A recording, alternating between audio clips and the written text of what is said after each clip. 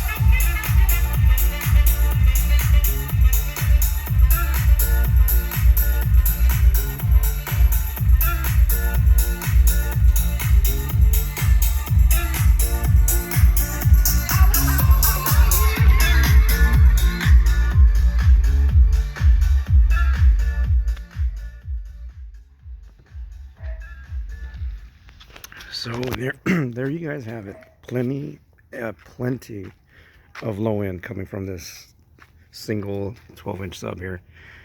I had the first series, the TS2 series, and these have a lot more headroom, and you don't have to turn them up as loud to get the bass that you would from the previous ones. But very nice little micro setup here. easily do a party of maybe 60, 70 people. All right, if you guys have any questions or comments, let me know in the comment section. I'll get back to you as soon as possible. Thank you guys for watching. Till next time.